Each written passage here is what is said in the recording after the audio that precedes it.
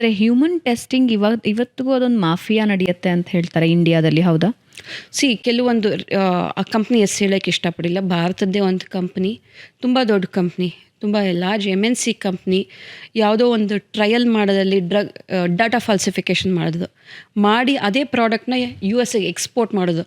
Almost $500 million, ಅಂದರೆ almost 400-500 ಕೋಟಿ fine ಹಾಕಿದ್ರು. ಸೊ ಅಲ್ಲಿಯ ರೆಗ್ಯುಲೇಷನ್ಸ್ ತುಂಬ ಸ್ಟ್ರಿಕ್ಟ್ ಇದೆ. ಅದು ಅಲ್ಲೂ ಕೂಡ ನಡೆಯುತ್ತೆ.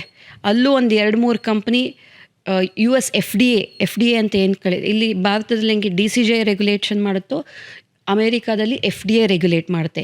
FDAನವರು ಅಲ್ಲಿ $2.5 ಬಿಲಿಯನ್ ಫೈನ್ ಹಾಕಿದ್ರು. ಹೆಚ್ಚು ಕಮ್ಮಿ 2,500-3 ಸಾವಿರ ಕೋಟಿ ಅಷ್ಟು ಫೈನ್ ಹಾಕಿದ್ರು. ಯಾವುದೋ ಒಂದು ಡ್ರಗ್ ಅಪ್ರೂವ್ ಆಗ್ದಲೇ ಈ ಡಾಕ್ಟರ್ಸ್ಗೆ ಬ್ರೈಬ್ ಮಾಡಿ ಸೇಲ್ ಮಾಡ್ತಾಯಿದ್ರು. ಇದು ನಡೀತಾ ಇದೆ, ಇದು ಇಲ್ಲೂ ನಡೆಯುತ್ತೆ. ಡಾಕ್ಟರ್ಸ್ಗೆ ಹಾಲಿಡೇ ಟ್ರಿಪ್ಸ್ ಕೊಡ್ತಾರೆ ತುಂಬ ಕಂಪ್ನೀಸು, ಎಕ್ಸ್ಪೆನ್ಸಿವ್ ವಾಚಸ್ ಕೊಡ್ತಾರೆ to make sure their product cells.